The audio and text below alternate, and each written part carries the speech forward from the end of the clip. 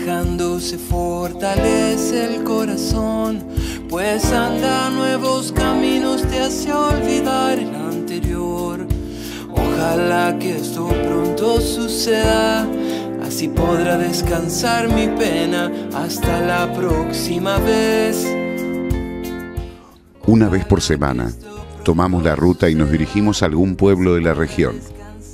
Viajamos con la consigna de averiguar quiénes somos, cómo vivimos, cómo es nuestra educación, o mejor, de dónde venimos, quiénes fueron los pioneros, cómo empezó todo. De ahí a entender qué nos une o qué nos separa, estamos más cerca. A veces nos une un río, una vía del ferrocarril, como así también eso mismo es lo que nos separa.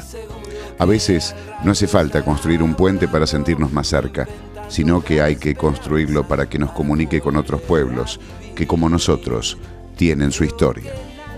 Este programa tiene por finalidad precisamente eso: descubrir nuestra identidad, afianzarla y contribuir para que los puentes sean más fáciles de cruzar.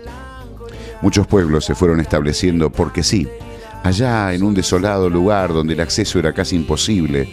Otros se establecieron al margen de un río o a la vera del ferrocarril. Vamos a tratar de entender el por qué fue así. Cada pueblo tiene su forma de ser, su forma de pensar, su forma de actuar. En estos 24 programas nos pusimos el firme propósito de averiguarlo y mostrarlo. No es tarea fácil, pero nos gusta este desafío. ¿Quiénes fueron los pioneros?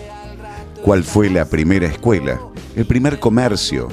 ¿Qué desafíos había en aquel entonces? Pasado, presente y futuro. 3 palabras relacionadas para entender la realidad que nos rodea.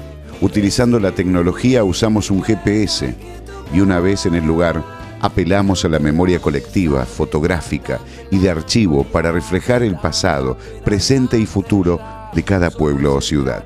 Esperamos que disfruten este recorrido por 24 episodios para mirar hacia dónde vamos, de dónde venimos y cómo estamos parados en la realidad.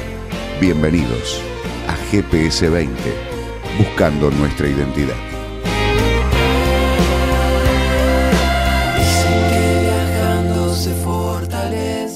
Bienvenidos a GPS 20, buscando nuestra identidad. En el episodio de hoy estaremos recorriendo la localidad de Ballesteros, esta comunidad dinámica, ágil, amiguera, y estaremos dialogando, por supuesto, con el intendente, recorreremos su historia, todo esto en el programa de hoy. Amigos, bienvenidos a Ballesteros.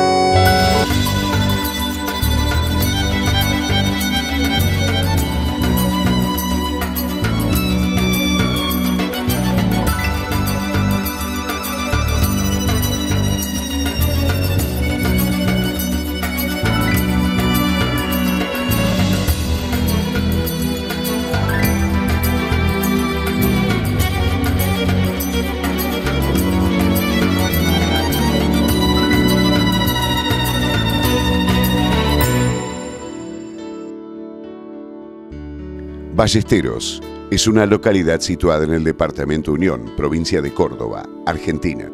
Su población asciende cerca de los 5.000 habitantes y se encuentra situada sobre la Ruta 9 a 173 kilómetros de la capital provincial, a 531 de Buenos Aires.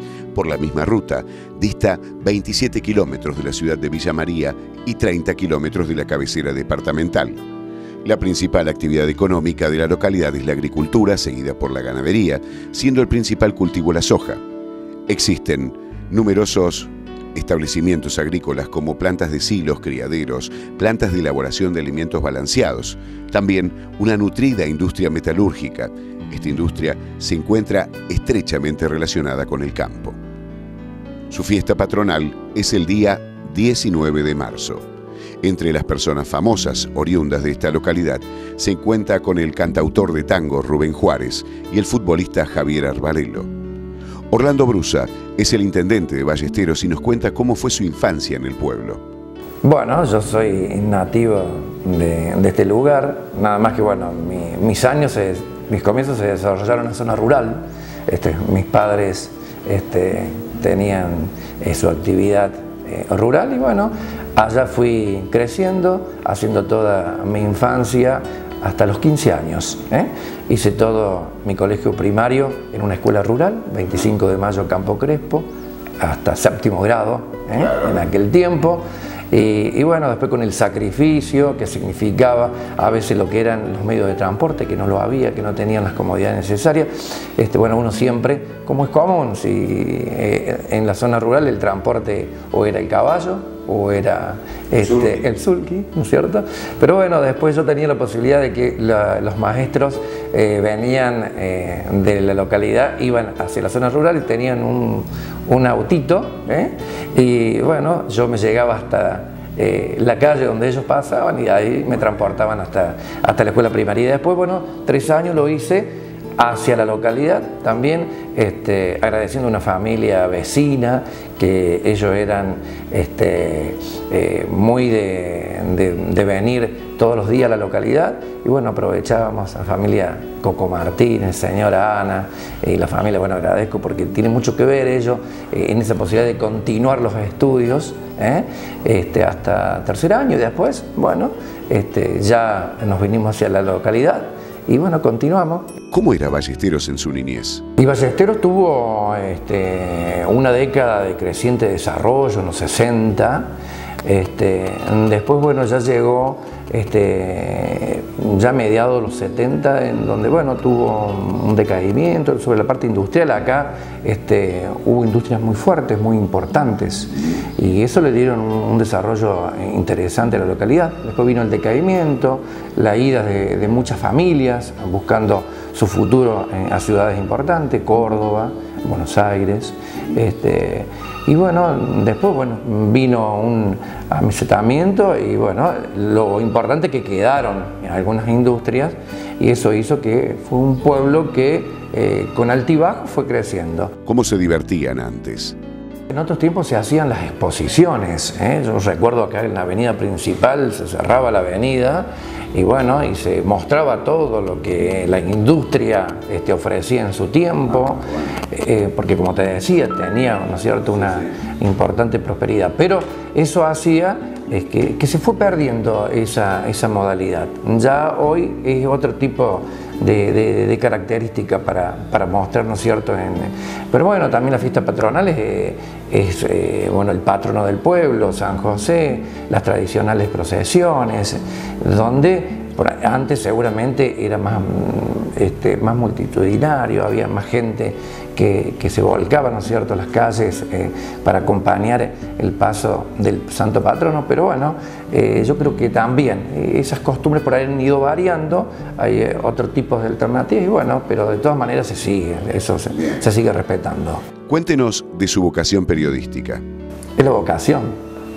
Yo recuerdo que de chiquito, bueno, uno en el campo, y bueno, era a escuchar todo lo que eran las transmisiones deportivas, por eso se enfoca mucho ahí, y bueno, ilusionarse, y bueno, hacer imaginaciones, y bueno, me acuerdo, bueno, los relatos y los comentarios, bueno, es lo que uno quiso. Hice un intento terminado el nivel secundario para, bueno, tener la profesión con títulos, pero bueno, viste que antes era más complicado, había que viajar a Buenos Aires o Córdoba, porque si no, no había otros lugares donde te ofrecían esa alternativa. Hoy ha cambiado un poco todo eso, pero bueno, fue un intento, quedó ahí.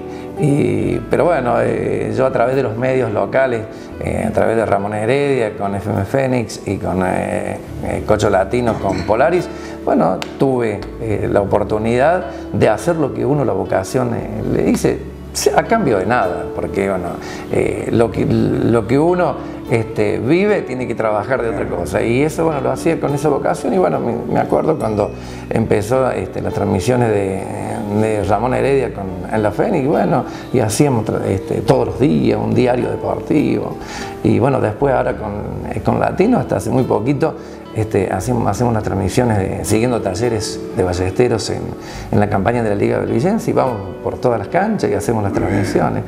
Es la vocación.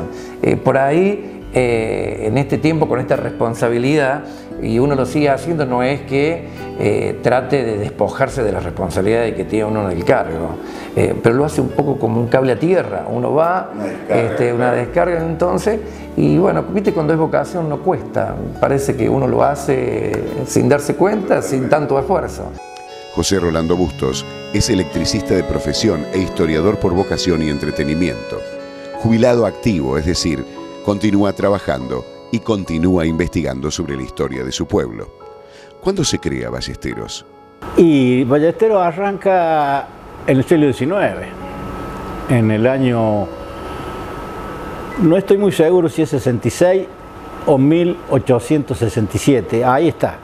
Es un año más chico, más grande que Villa María, porque como todos los pueblos estos, cuando se toma como referencia el paso del ferrocarril, claro. El paso del ferrocarril es la guía de todos los pueblos. Ocurrió que los pobladores de Ballesteros Sur, al enterarse que pasaba un tren unos kilómetros más arriba, se fueron a vivir muchos a ese lugar, a la vera de las vías del tren.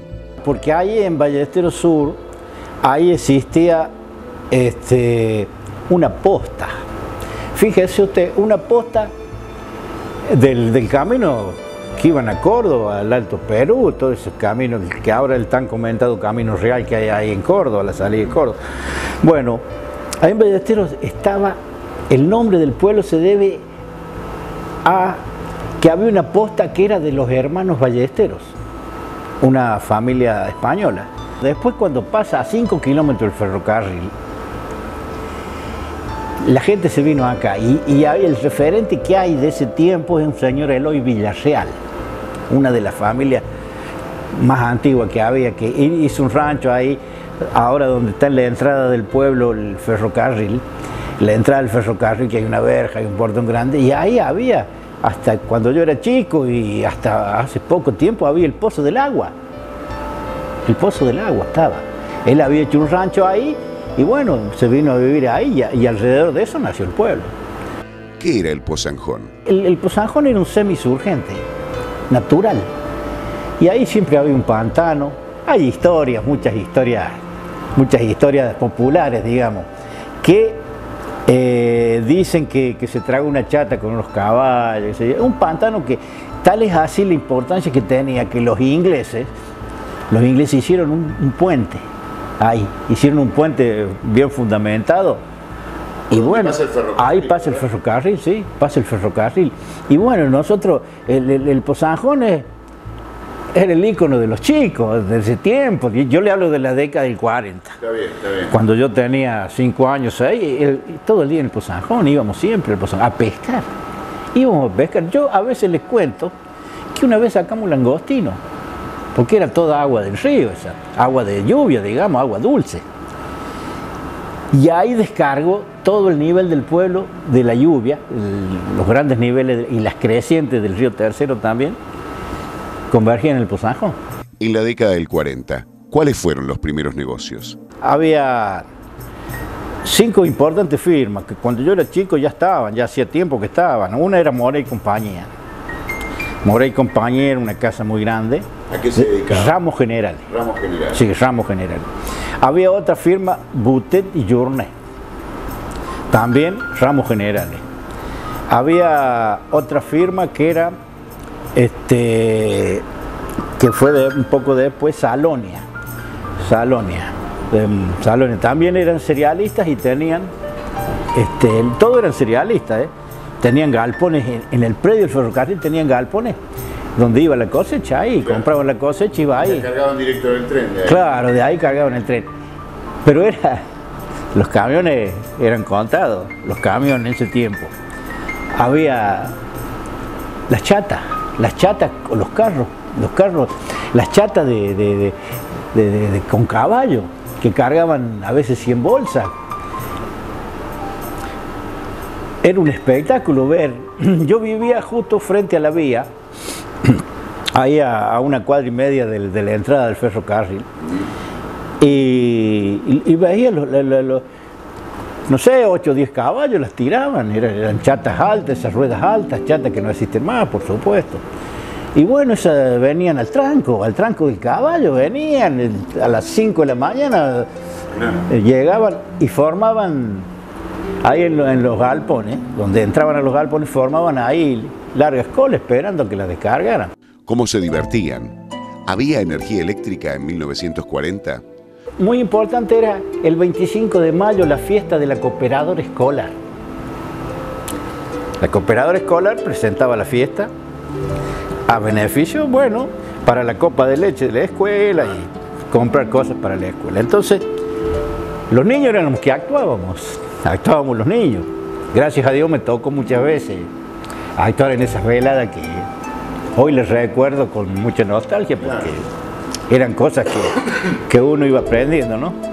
Y entonces hacían una feria de platos de donación de la gente, entonces, y se armaba el baile después, cuando terminaba todo el acto, la velada de los chicos, y se armaba el baile, porque antes no era como ahora que hay baile todos los días, no, había determinada fecha, carnaval, el baile del 25 de mayo, del 9 de julio, el baile de la primavera, y porque en el año 28 pusieron unos motores, un señor. Después tuvo una industria muy grande, el señor Miguel Dávico, compró una usina, un generador de corriente continua. Entonces, y bueno, él actuaba hasta las 12 de la noche, había luz, después no. Después hasta el otro día a las 6 de la mañana. Los bailes se terminaban antes. Claro, yo pienso que era así, sí. Pero ya en la década del 40 ya estaba la luz. Sí, estaba la luz y estaba la Compañía Central Argentina de Electricidad, no era EPEC, era la Compañía Central Argentina de Electricidad, que hoy en día todavía hay cajas, esas cajas capillitas que dice Compañía Central Argentina de Electricidad.